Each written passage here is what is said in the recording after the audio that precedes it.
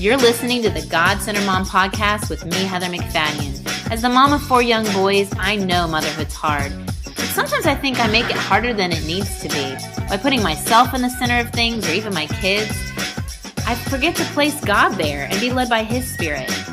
I also tend to forget that I'm surrounded by God. He goes before me, He walks with me on the hard days, and He comes behind me when I make a mistake. So each week I'll interview someone new and we'll discuss what it means to be a God-centered mom. Thanks for listening.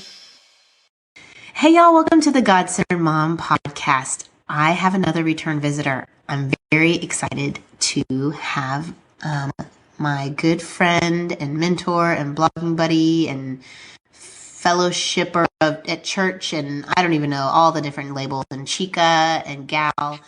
The gal pal, Leslie Johnson, fellow 4-boy mom who has gone before me in so many ways. And thank you, Leslie, for being available and coming and sharing your wisdom with us again. Oh, awesome. Thank you for inviting me, Heather. I'm excited to chat with you. I know, and we've already chatted for, I think, 10, 12 minutes before I even hit record. What we didn't say all the good. We're just we're saving it for y'all. We're saving it for y'all, and I just wanted to have topics that I've been just mulling over, and there's just days where I'm like, I need vision, I need perspective, I need to know that I'm not the only one. Yes. So I was telling You're Leslie, not the only one. I'm not the only one. Okay, so we're gonna hit like a few different areas today. We decided, and we're gonna talk about losing your temper with your kids, which I talked a little bit with September McCarthy about. Where we're just gonna, that is just my thing, y'all. I just hate when it happens, and I just don't love it. And we're gonna talk about reading aloud books with your kids, your boys. For me, particularly, that's just how they listen differently. And then how everyone just needs you, and dealing with multiple needs and people all needing you at once. So which one do you want to start with, Leslie? Do you want to just get rid of let's do the temper one. Okay. Go in order. We'll go in order.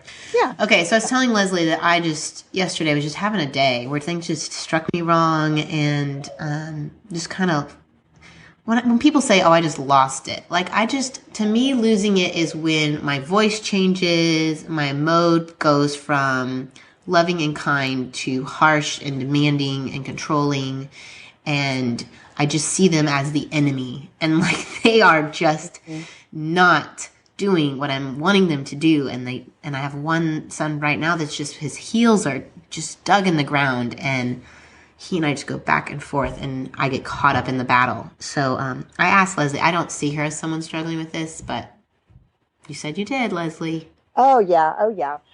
Well, one thing, and you just kind of mentioned it, one of the things I wrote down when I was kind of thinking about this is that I think we have to remember that when we lose our temper, at least this is for me, I think it's sometimes because I am really feeling afraid. Okay. And I have to kind of stop and think, okay, what am I afraid of? And for me, sometimes I was looking at that 4-year-old behavior and thinking, what is that going to be like when it's 16? That is going to be horrible. And so you start parenting out of fear, or at least I did. Mm-hmm. I started being like mommy freak out and thinking way down the line, instead of going, okay, no, this is today. They're 4 years old. And kind of just pulling myself back. And that really helped me to learn how to not parent out of fear. Mm-hmm. And to kind of think, okay, it's this right now, and I'm not going to think about what this could look like in 10 years, because, really, yeah, you'd freak out if you started doing that. And that's why I think we do freak out and we do yell, or we kind of lose our sense.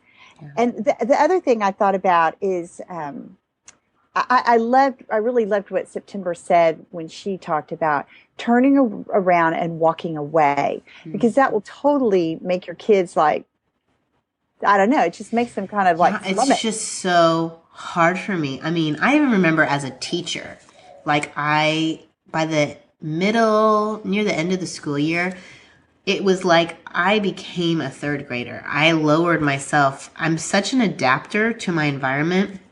Yeah. if I'm in England, I'll talk with a British accent.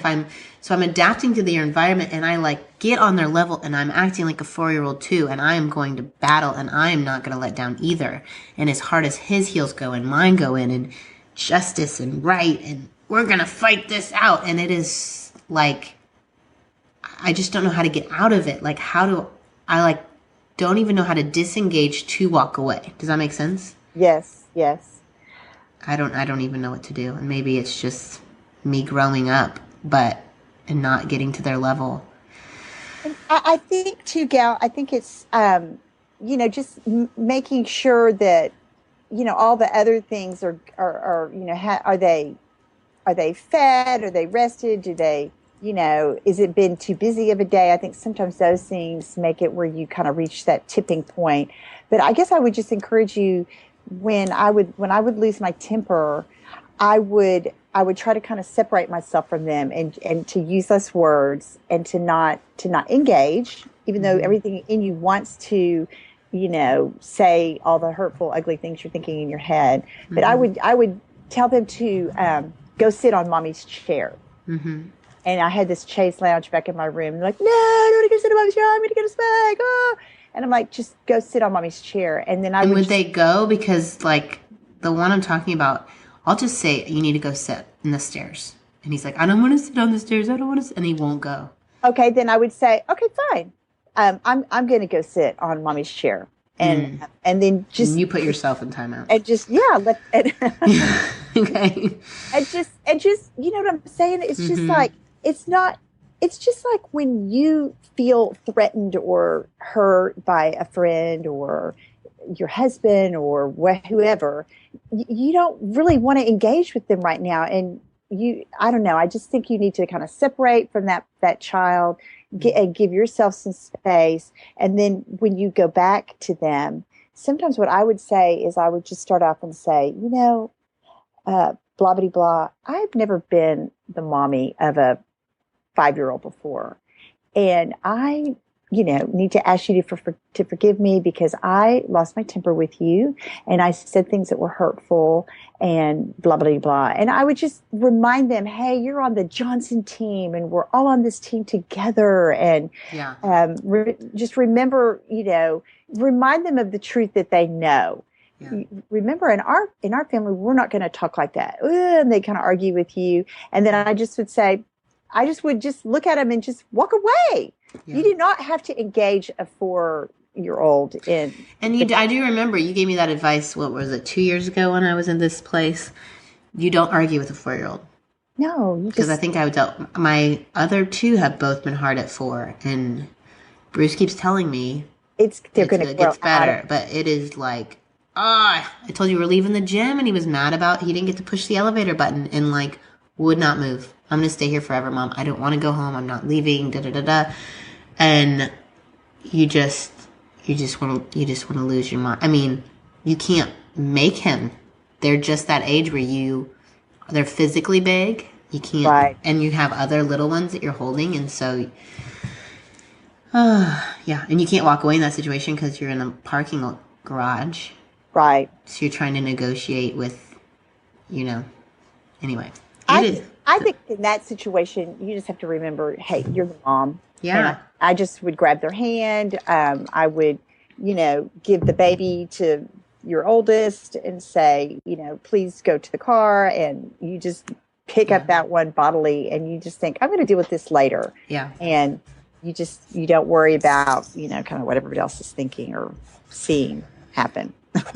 Yeah. Because sometimes it's not pretty. It's not pretty. That feels good to even hear. It's just not.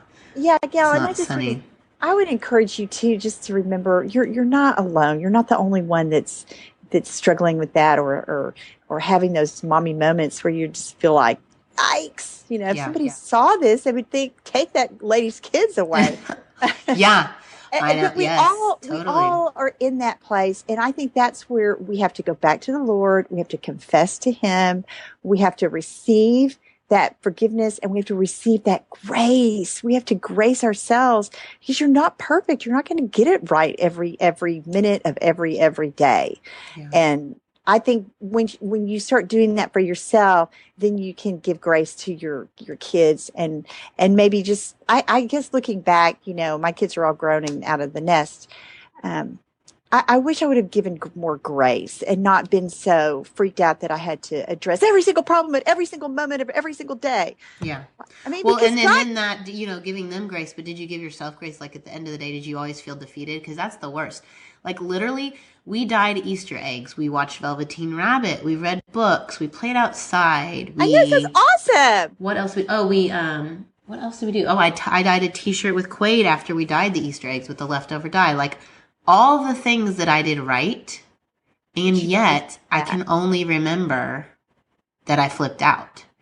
That's like the worst. I hate it. I don't like that feeling. I want to let it go. I want to give myself grace, but it just sounds like a word. Like, give yourself grace. Okay. I think it comes from physically saying it out loud, Heather. I think you have to say, I give myself grace. I am forgiven for that sin, and I'm not going to listen to the lies of Satan. And I think you just say it out loud. And I have to say that several times a day. And I still have to do that, even with no kids at home, because you have conversations or you do bonehead things with your husband or whatever. Yeah. And I think you just have to to me, it helps to say it out loud and to go back to the truth that I know.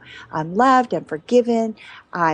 God loves me. He knows I'm going to make mistakes, and I'm not going to think about that. I'm going to think about the things that are good and right and lovely and pure. And that's why hiding scripture in our hearts is so important. And I would say you need to have like little scriptures around that you can pick it up and go, this is what's true right here. Yeah. Not what I'm hearing in my mind right now.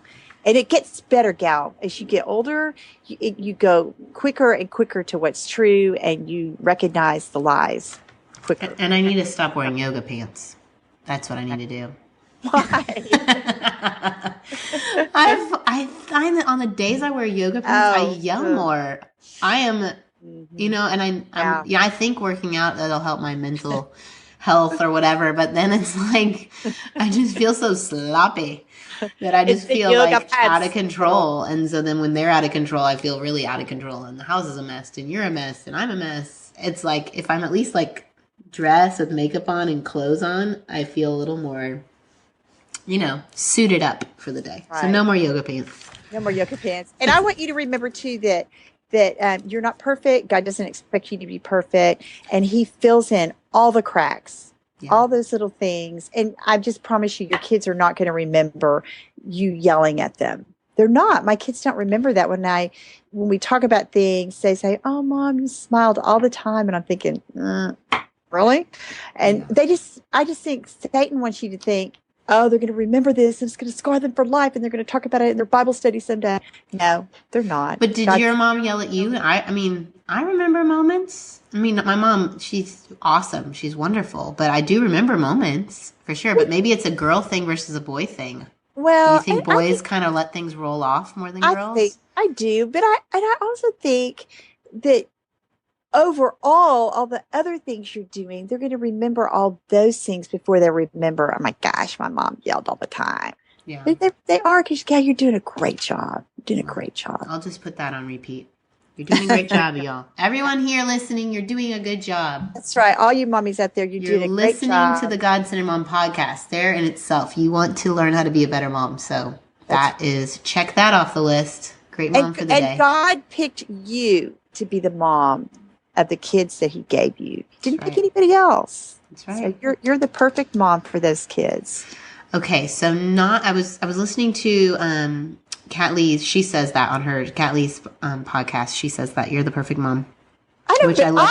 Tammy Perkins said that before. No, I love it. But what I was going to say, it actually leads in. I was listening to one of her podcasts with Crystal Evans Hurst, who you heard it declare, and she was talking about. I'm kind of transitioning into our next topic. Yes. She was talking about how not every mom is a read books aloud to her kids mom. Some, like for her personally, Crystal, they would listen to books on tape. Now, for part of our school, we read aloud as, just part of the culture of the school. Right. And I remember when my kids were little, now Quaid was pretty good at listening to books, and Price wasn't so much. He was more active. And I remember you telling me tips on how to help Price listen to books as I read aloud.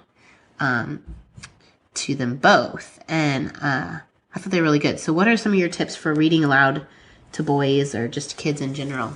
Well, I think it's good to have like a place where you read aloud to them. And like we used to read aloud on my Chase Lounge, or we sat on the couch. So I would say, hey, it's time. Let's read it. Let's do reading time or whatever. And so they kind of knew it was a certain place and sometimes even a certain time. I did homeschool, so we kind of had that set up in our day. But I think you could always read at nap times and at bedtimes. You could pick a time, in the afternoon when they get home from school after they've had their sneaky snack and they're, kind of, or even during their sneaky snack time. Yeah. And just say, this is great. This is a great time to read. Let's read together, guys. Mm-hmm. And then I think I always let the younger kids, doodle around with drawing books or those cool Dover coloring books. What's a Dover coloring book? Oh, they're like black and white illustrations, and so, but they'll be of like maybe even of the story or time period that you're reading. Let's say you're reading something Shakespeare, you're reading something biblical. They'll have like black and white illustrations of that time period, like castles or Tom Sawyer kind of pictures or whatever. And the kids like those. So I think if you just look up Dover, okay, it's kind of like a publishing group of coloring books. But we would have those, or I would just have big pieces of paper where they could just draw and doodle. And then they also loved playing with Lego. And some people would go, well, they're not listening. And I'm like, yes, they are. Because I would stop and I go, what, blah, blah, blah, what happened? And they're like, oh, blah, blah, blah, blah. And they would say exactly. Yeah. So just because their hands, they need it sometimes. Boys cannot always sit still for a super long time. And so I was fine with them to build Lego. They would play with their Playmobil. They would, maybe I would have the blocks out. And sometimes you could have things that you only got out during reading time to make it special.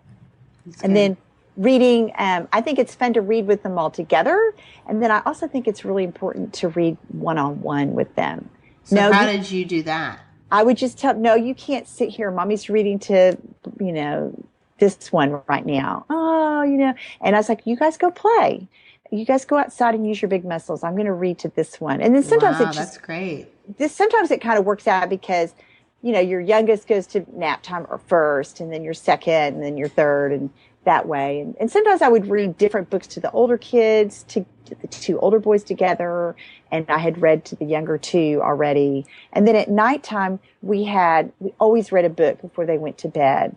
And that's when Craig would come in, and I would get him to read aloud with the boys. And was that like a chapter book that you just kept going? Yeah. Well, chapter books as they got older, and Gal, you don't underestimate your younger kids. They can listen to chapter books way before you think they can. Yeah, we've found that because, Quaid, I mean, you're like Mary Flo Ridley says, you're the age of your oldest child. So yes, we're kind of reading what is appropriate for a second grader. Read alouds for a second grader. So, yeah. And I still would read to Watson Knox, the age-appropriate books. But yeah, I think that we have found that helps if Bruce has Quaid and Price, the older two, in a room, and then I'm reading books to Watson Knox that are more like repetitive and simple vocabulary. And we would listen to books sometimes while we're eating lunch on tape. Or sometimes I would get the book out and I would read while they were finishing up their lunch. Just 20 minutes. They loved it. Yeah. I'd have the book in the car when we would go pick up somebody or we're waiting for practice to finish. We just had a book bag. We just lived at the library. I would check out like 100 books at a time. And that was before like they told you which books you checked out. I had to come home and write them all down. Oh my gosh, Well, and did the boys have any video games? I mean, there's no iPhones or cell phones, but did they have like Nintendo or anything growing up? Yeah, we really didn't do Nintendo or we didn't have any of the Nintendo stuff. We kind of got a computer, I think, when they were my oldest was 6 or 7, and they would have like like learning games that they could play. Yeah, or I think you gave me a bunch of those. Yeah. Or a star like a Star Wars game or Wishbone. I mean, they were pretty. I don't know, not like the games that are out there today. They weren't like war games. I mean, you were No. just playing like learning games. And then did you have a set time during the day that they would play those? Yes, when they finished all their stuff, or they would get a certain amount of time, and we'd set the timer on the oven, and they would, get to play for a certain amount of time. And how did you decide the time? Like I was listening to Kat and Crystal. They were talking about earning points or... Oh, that sounded exhausting. I'd never be able to keep up. So you just like decided, okay, today you get 30 minutes? I just say, I think it was pretty much always the same. They got 20 minutes or 30 minutes. And, the younger kids, they didn't really play. And then sometimes, Gal, it's that thing with, I don't know if your kids do this, but like the oldest one's playing and the three younger ones are standing there glued. Yeah. And I would say, oh, that was your computer time. Yeah. Oh, that's not fair. I'm sorry, but you watched Will play, so that was your computer time. Yeah. And they learned pretty fast not to do that. Yeah. Yeah, well, mine will, like, the three oldest will play together, which is great because they're all laughing and they're all playing. Like, Minecraft is this really, I mean, we don't do the zombie version, which I can't even believe why they would put zombies in it, but they're just building with blocks on a screen, and it looks so, antiquated. I mean, it's so old looking. I don't know why they like it, but they're laughing and playing and yelling, help me do this. So they're working together. So I feel like that's good for brother bonding. That is good for brother bonding. And do you find that your boys tend towards like watching TV or screens or books more? Like having grown up with lots of book reading?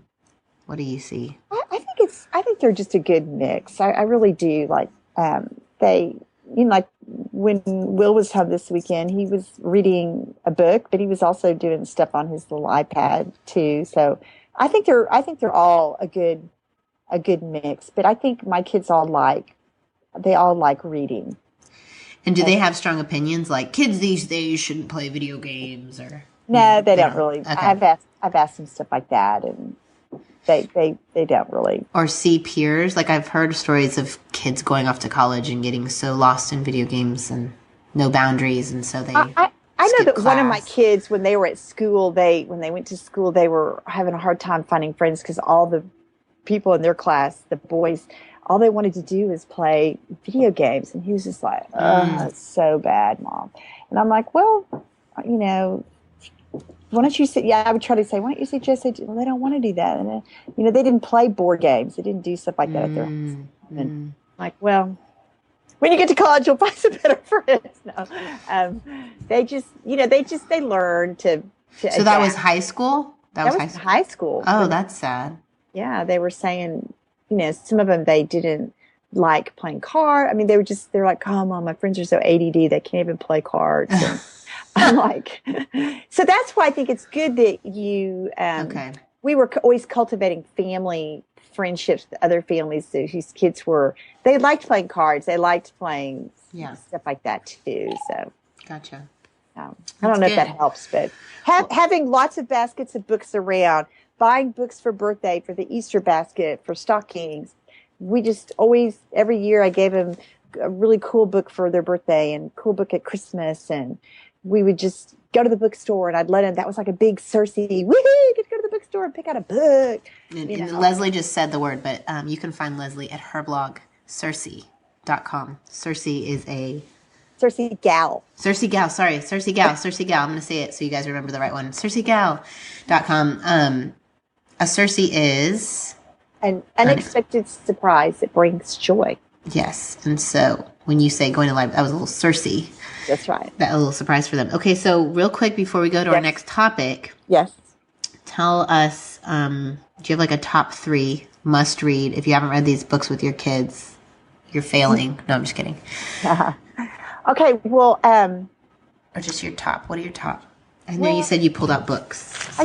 I did. I'm looking here. Like, one thing I would encourage you mommies out there that have boys that they think their kids don't like to read or don't like to listen, that you... I think that they really do. And that sometimes like this book, Anne of Green Gables. I read that to my boys. And even though my boys loved that book because it's good literature is good for if you're a boy or a girl. Great works of literature. It doesn't matter. So I wouldn't be afraid. Like I was thinking Anne of Green Gables, The Little Princess, The Secret Garden. Those kind of seem like all girly kind of books. But my boys loved those. And they also loved Caddy Woodlawn. Caddy Woodlawn? Yes. I've never read that. You never read that? Oh, God, the boys would love it. She's kind of adventuresome, and she's got these brothers, and they do all these hilarious adventures down the river. And she's kind of like a tomboy, but it's great. I think it's set in the pioneer days. Oh, that'd be perfect. We're doing pioneer stuff. Yeah. This year. And then, all the Usborne books that I would always have those out, and they're like the Book of Knowledge and World History and World Geography. Those weren't really read-alouds, but those were boys. They're kind of illustrated like cartoons, and the kids would just pour over those and read and learn. Just kind of leaving them out on coffee tables and play areas so they flip through them.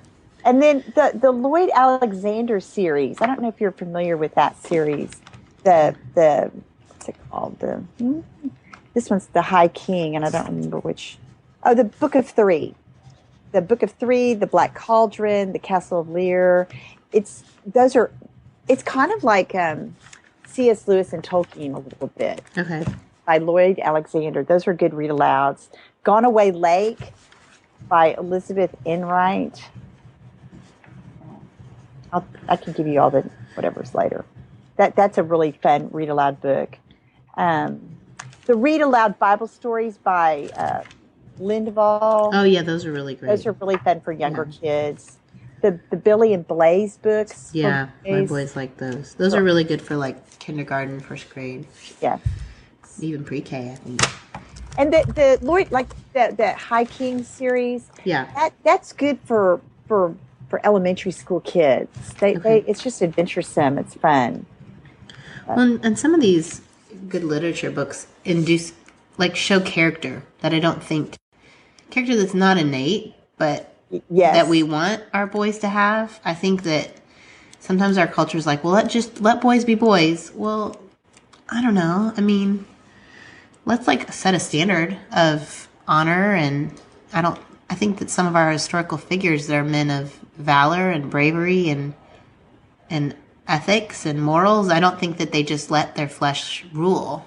And so I think it's okay to set some standards and give them some heroes that aren't just Superman, like real life heroes. Yes, and like all those little stories of early childhood, they're like little biographies, and I'm looking at them. But the Childhood of America series. Those are fun. For the boys like those. Yeah, they're all about and they often take them from their childhood to kind of show them how they grew, what they were like, and then they make mistakes and come out of it. Yeah. Okay, so we talked a little bit about screen time with kids and the influence and how it affects, social things for your boys and finding friends that want to do non-screen things. So I was talking to you about just this overwhelming feeling that everybody needs me.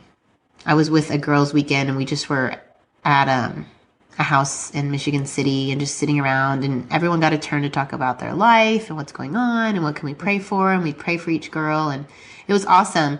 And when it got to my turn, I was like, I just feel like everyone needs me, and I'm constantly disappointing people. And they're like, well, why is that? I'm like, I don't know. I just feel like someone needs me all the time. And they said, well, maybe it's your phone. I'm like, no, that's not it. Like, people will literally knock on my door. Okay, 5 people ever in the history of my house of 10 years have knocked on my door. It really is my phone. Like, I'll just check in and there'll be a text, or I'll just check it and there'll be an email, or I'll check in and there's a phone call, or, an Instagram message, or a tweet, or an email, like a comment on the, and, okay, so let's say I totally ignore my phone. Like you were saying, you didn't have that part of your mothering. Last night, the boys, Quaid wanted me to go get him something from the kitchen that he couldn't get himself, and Knox wanted me to sit on the couch with him. And they were literally each pulling an arm, wanting me in two different directions. And I knew I was going to disappoint one of them. Mm-hmm. And that's just the reality of having lots of kids. But I just don't like that feeling of letting people down all the time. I don't know. Did you ever struggle with that? Like lots of needs to be met and feeling like you're disappointing people? Oh, yes. I think that's so common to us as moms and women. And I think using humor helps, if they're both pulling on you, you could kind of be really dramatic and make that kind of a funny moment, and then just say, you know what, sweetie, I'm gonna get Quade his whatever in the kitchen, and then Noxie, I'll be right there to sit next to you. And but I need you to be patient, and just kind of setting that out. And then I think at the end of the day, going back to what is true, remembering that you're not perfect, but you did a pretty good job of meeting everybody's needs and not listening to the lies but what about this? You didn't go right then and do this for XYZ. And I just think you have to just you just have to keep balancing all day. And it is kind of exhausting. I remember that feeling of, and then, your husband comes home and you're thinking, I don't have anything left for you. And I just think we have to be careful as moms and as wives that we're looking at all the things in our day and just we're constantly tossing things out that don't fit into that season. Not that you can never go back to that, but you might have to just keep, throwing some things overboard.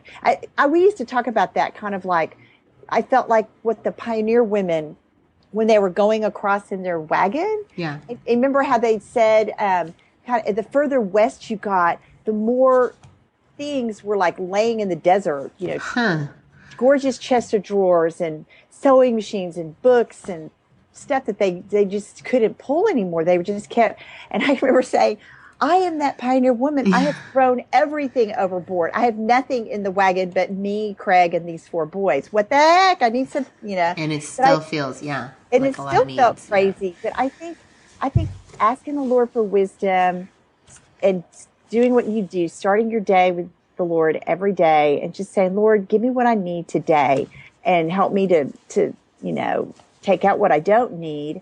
And then sometimes you need to talk to that friend. And your kids need to sit on the couch and say, I need to talk to this mom. Yeah. She needs me right now. And you need to sit here and, XYZ. Or y'all need to go outside and use your big muscles. And mom's going to have 30 minutes, where I'm going to attend to some of those friendship issues. Because you can't, you got to throw things out of the Conestoga wagon. But you have to keep a few things in there to make your life survive, right? I think Quade had that question just last week in homework. What 10 things would you put on the wagon? Yes. And he had to have something that was food or something that could help him get food or, the survival things you have to keep too. And I think also, I think it's so great to have an older woman in your life who keeps telling you, this is just for a season, gal. This is just for a time. Yeah. You're going to get back to that. Don't freak out. This is just for a season. Because I think if you think, oh my gosh, my life is going to be like this for the next 20 years, you'll go crazy. You'll think, I can't do this. But it's just for a season. And you're still, how many in diapers do you have? Fortunately, just one. Okay. I'm very close. He's 2. Okay. So we're getting there. When you get to that thing, it's going to be better. And then, every little season, I just would say, just be in those moments, be in the season, and use humor. I think using humor with our kids really diffuses a lot of things. You could say, I am not a superwoman. Yeah. I have no superpowers to split into 2. Yeah. I don't know, whatever your kids are into. I'll say, there's only one of me. There's only one of me. Yeah. I can't do it all. I will answer your request in the order it was received. I think that let's just talk about there's the school demands. We're at 2 different schools, and them just looking at me cross-eyed like, you haven't done that. Why aren't you doing? The expectations of meeting those demands. There's the church demands. There's the friend demands. There's now I'm adding online demands, and then there's just the home. Having my mom in town, I was realizing okay, for 10 years I've been making people and keeping people alive, and the house has just not been a top priority. Making it like beautiful or putting any energy into keeping it updated or nice. So it's just adding to the load.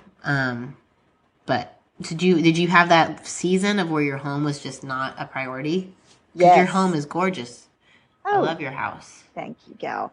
Yes, you had that season where you can you're only so much of a person, and the rest you've got to, some of those things are those things that kind of just, you're throwing off the wagon, and yard, painting, buying furniture, curtains. Gal, I mean, poor Kevin, I don't think he ever had curtains in his room. Oh, yeah. I mean, he had like shades. I mean, he had like, we have blinds. Yeah, we have blinds everywhere. We don't have any curtains. And that's where I feel bad for y'all that with all this Pinterest stuff and people show all these room redos, and you're thinking, oh my gosh, I could have never done all that. Yeah. And remember, the first things first, you're building men at your house, and you are, doing a great work that's way more important than what the world says about what our house looks like or things like that. And I look back now, and I'm so glad that I put the work into the boys, into, spending time with them. And like I was going to say, when you're feeling overwhelmed with everybody needs me. I think if you have a time every day with each one of them that is that's their time, then when that voice kind of starts condemning you in your head, you can say, no, that's not true, because I spent time with Quade when we blah, blah, blah. And then you just move on. You don't listen to that voice anymore. And say it out loud. I know that sounds kind of weird, but I think it helps me to get that out of my brain and just saying it out loud. Nope, I did spend time with Will today. We sat there and worked on his blah, and we had a sneaky snack together, and it was so fun, and we laughed about this. So I did great. That's awesome. Yeah. That's a good word, Miss Leslie. Well, I also I was looking in Colossians, and I think it talks about rules for holy living is like the little subtitle for chapter 3 in Colossians. And I would say, go read that, because it just talks about, setting your hearts on things above, set your mind on things above, not on earthly things, for your life is hidden with Christ. And I think when we kind of go back to what we know that's true, and we have those scriptures sitting around our room, and you have your Bible open to be able to, during the day, just look at it to remind you, the wheels won't come off as fast. I'm not saying that they're not going to come off, because I think that's just part of it, Gal. That goes back to what we first talked about giving ourselves grace, that we're not perfect. And at the end of the day, you have to just say, Lord, you love these kids more than I do, and you need to fill in the cracks for all the things I didn't get done today. But remind me, help me to count my thankfuls, like Ann Boskamp says. What are the things I can be thankful for that I did do today that were great? Yeah. And dwell on those. Yeah. Yeah. Oh, that's good, Leslie. I hope y'all are feeling encouraged as you sat in on my little pep talk. Hope so. Yes. Yeah, we need to do this like once a month. It'd be so awesome. I think so. I just need it on repeat, because they're all, like you said, they're in your mind. It's just speaking it back to yourself and knowing truth and dwelling on that, and not the lies that you can do it all. And giving yourself grace. And I think once we start really doing that, giving ourselves grace, we're much quicker to give others grace. And I think that goes back to when we're losing our temper with our kids, giving them grace, just giving them grace. And sometimes I would say that, I am not going to punish you. I'm not going to, discipline you right now. I'm going to give you grace. And grace means you don't get what you deserve. And I would just kind of use that as a time to talk about the gospel, and also kind of talk me out of wanting to, yell or whatever. But to give him grace and not be afraid because I gave him grace and didn't, really get that little thing that they were doing. Consequence, yeah. That they're going to grow up to be, horrible or something. Yeah. I think they need to learn grace. Well, and I was reminded this morning, I was reading when Jesus was in the garden and he was praying, And Peter had just said, like over and over again, no, not me, Lord. I'm not going to deny you. Not me. I'm going to die with you. And he couldn't even stay awake. And how we can have all these desires to be these perfect, wonderful moms and love our children and, honor God with our mothering. And then, just the physical weariness and the eyes. We can't even keep the eyes open, or the mouth. We can't even keep it shut. Yeah. And how Jesus even came back and said, can't you just stay awake? This is really important to me that you stay awake. Even God saying, it's really important to me that you love your kids. And yet he just shakes his head. He knows our physical bodies, the flesh that stays with us, it's going to be an ever battle. So we just press on, and God knows our hearts. He knows our desire is to be with him, which Peter was right there with him. He just couldn't stay awake, couldn't stop yelling at her kids. But thank you, Leslie, for being with us. I hope you all are encouraged, and yes, be encouraged, mommies. And just listen to it on repeat, like I will. All right, thanks, Leslie. I hope you have a great day. Thank you. You're awesome, Heather. You're the greatest mom. Yes, we'll just insert your name there. You're awesome. Sarah, you're the best mom. You're awesome. Kat, you're the best mom. All the names. Put all the names in there. All right, thanks, Leslie. Okay, love you. Love you. Bye. Bye-bye. Thanks for listening to the God-Centered Mom podcast. I hope you enjoyed our guests as much as I did. And if you're looking for resources on how to replace me with he, go to godcenteredmom.com. I want you to know that God is just as present at your kitchen sink as your church pew, that he sees your service and he is pleased. The Lord your God is with you. He is mighty to save. He takes great delight in you, and he will quiet you with his love. He will rejoice over you with singing. Have a great day.